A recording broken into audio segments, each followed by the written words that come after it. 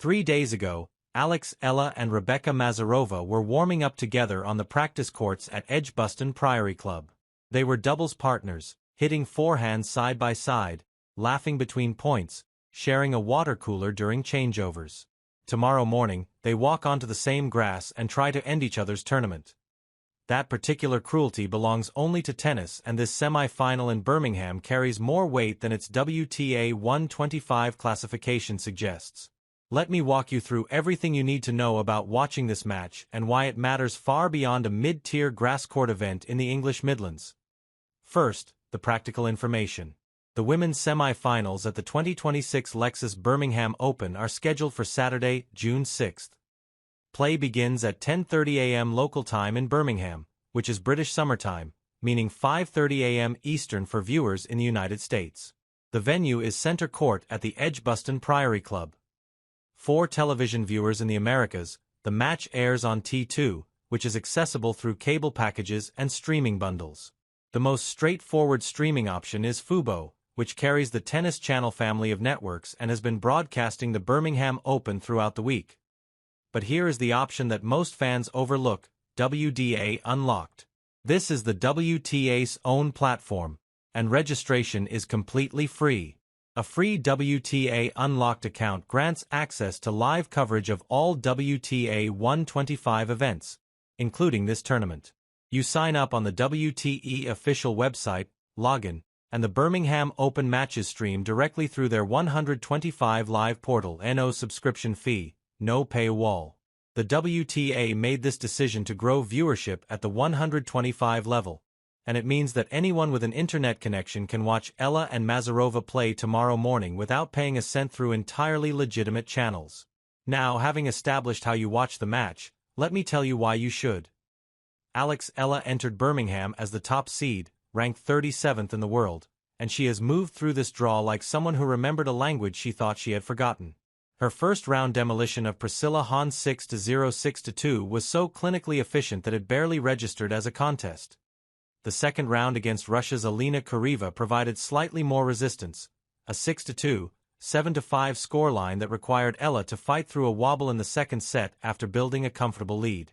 She described her own performance afterward with characteristic self-awareness, saying she was most pleased that she stayed in the match mentally when Kureva pushed back, that she trusted herself to raise the intensity rather than waiting for the situation to resolve itself. Then in the quarterfinals against Thailand's Mananka Sweni, Eala was comprehensive 6-3-6-2, closing the match on her first match point after reeling off 4 consecutive games from 2-2 in the second set. What stands out across these 3 matches is not just the results, but the manner. Eala has not dropped a set in Birmingham.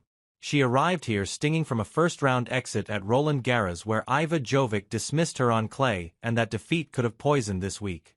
Instead, the surface change appears to have functioned as a psychological reset. After her second-round win, she told the in-court interviewer something revealing: "If you ask me after this match, I really like grass." The laughter in her delivery masked something genuine. This is a player discovering in real time that her aggressive baseline game, the left-handed serve that kicks awkwardly into right-handed returners, the early ball striking on both wings, all of it translates more naturally to grass than the slow European clay that has troubled her this spring. The stakes are concrete. Eala trails the world number 32, Katerina Siniakova, by 82 ranking points. A title in Birmingham would close that gap to just 6 points. Being seeded at Wimbledon versus being unseeded is not a minor distinction.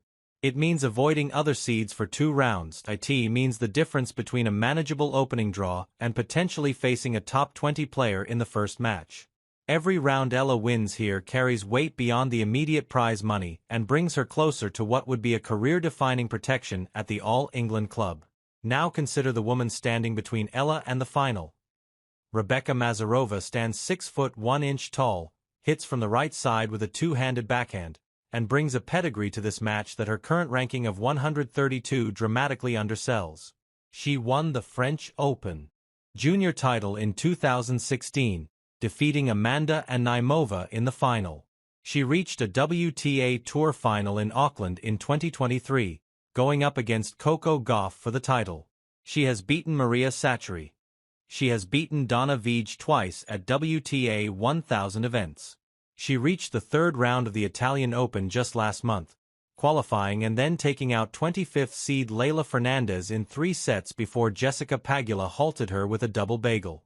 The pattern with Masarova is familiar to anyone who follows the lower tier of professional tennis. She is a player whose talent consistently outruns her ranking, who produces devastating weeks of form punctuated by stretches of anonymity, whose physical tools suggest a player who should be permanently established inside the top 60, but whose consistency has never quite locked into place. Her 2026 season tells this story efficiently. 19 wins and 12 losses entering Birmingham, a record that suggests someone hovering at the edge of relevance without ever quite consolidating. But her route through Birmingham has revealed something. In the second round, she took out third seed to Jana Maria 6-4, 6-3. That is not a minor result. Maria is a grass court specialist whose entire game is built around the surface. Then in the quarterfinals against Mary Stoyana, Masarova showed the other side of her personality. She won the opening set, lost the second, and then produced a 6-0 decider. 6 straight games. When Masarova decides she is done being pushed around, the physical dimensions become overwhelming. At her height, with her reach, when the serve lands and the forehand comes out flat and early, smaller opponents simply run out of court. The head-to-head between these two players stands at 1-0 in Eala's favor, 6-4, 6-3 victory that occurred earlier in their careers. But here is the fact that transforms this semi-final into something more than a statistical exercise. They partnered together in doubles at this very tournament, first round. They stood on the same side of the net and played against the second seeds, Storm Hunter and Ellen Perez of Australia. They hit balls to each other in practice. They discussed tactics together. They shared information about their own games in the way that doubles partners must, identifying weaknesses in their opponents by implicitly revealing what they themselves consider their strengths. Now that shared knowledge inverts, every observation Masarova made about Eala's forehand preference under pressure, every tendency she noticed in Eala's service patterns during their practice sessions becomes available for competitive use. And the reverse applies equally. I saw Masarova's movement up close, watched how she recovers after a wide ball, understood the rhythm of her serve toss. This is not the kind of scouting that comes from video analysis. This is information absorbed through physical proximity, through the specific intimacy of standing 3 feet apart and coordinating point construction. Tactically, the matchup presents a fascinating geometry. Eala's left-handed serve swings wide on the deuce court, dragging opponents off the court and opening space for the next ball. Against most right-handers, this creates immediate pressure. But Masarova's height and reach partially neutralize the angle because her wingspan allows her to absorb serves that would pull shorter players completely out of position. The question becomes whether Eala can generate enough variety, enough changes of pace and placement to prevent Masarova from establishing her preferred baseline rhythm. From Masarova's side, the tactical imperative is straightforward. Dominate with the serve and extend rallies when receiving. Her 6 feet 1 inch frame generates natural pace from the baseline and on grass where the ball stays low and skids through. Her flat hitting style gains additional menace. If she can hold serve comfortably and put pressure on Eala's second delivery, the match turns into a battle of who blinks first in the longer exchanges. Masarova's recent form in the third set bagel against Stoyana suggests she is capable of imposing herself psychologically once she finds her range. But Eala holds the edge in nearly every contextual category. She is the higher-ranked player. She has not dropped a set here. She carries the confidence of a career-best ranking achieved just months ago. She arrived at this tournament with the specific intention of using it as a launching pad toward Wimbledon seeding, which provides a clarity of purpose that transcends any individual match. And her on-court demeanor this week has projected a player in command of her emotional state, someone who acknowledges difficulty without being consumed by it. The grass itself adds a layer of unpredictability that neither player fully controls. Edgbaston Priory's courts have been played on for 5 days now. The baselines will show where the footing becomes slightly less reliable. For Eala, whose movement patterns rely on quick directional changes and early ball striking, Worn grass asks her to commit slightly earlier to shot selection. For Masarova, whose longer stride covers ground efficiently, but makes her vulnerable to sharp changes of direction, the surface wear is less relevant to her movement, but may affect her ability to plant and drive through ground strokes. The weather in Birmingham this week has been typical early June English fare. Overcast with occasional sunshine and temperatures hovering around 17 degrees Celsius. If clouds persist tomorrow, the ball will sit up slightly more than it would in bright sunshine, which marginally favors the player who wants rallies to develop rather than the one seeking clean winners. This is a small advantage to Masarova, whose game benefits from having an extra fraction of a second to set up. For Filipino fans who have followed Eala's trajectory from the Rafa Nadal Academy through her breakthrough season in 2025 and into this year's top 40 residency, this match represents something specific. Birmingham was where Eala's 2025 grass court campaign began before she went on to reach the Eastbourne final where she held championship points against Maya Joint before falling in a deciding tie-break. There is unfinished business embedded in the surface. Every match she wins here writes over the memory of what she almost achieved 12 months ago and repositions the narrative from near-miss to sustained trajectory for Swiss tennis followers. Masarova occupies a peculiar space. Born in Basel, hometown of Roger Federer, she spent years representing Spain before switching back to Switzerland at the end of 2024. Her talent has never been in question. Her consistency has.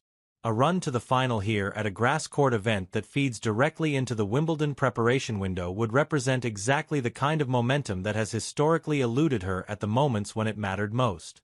So tomorrow morning, whether you access the match through WTA Unlocked at no cost, through Fubo streaming service, or through the T2 television broadcast, you will be watching two players whose knowledge of each other extends beyond the tactical and into something personal.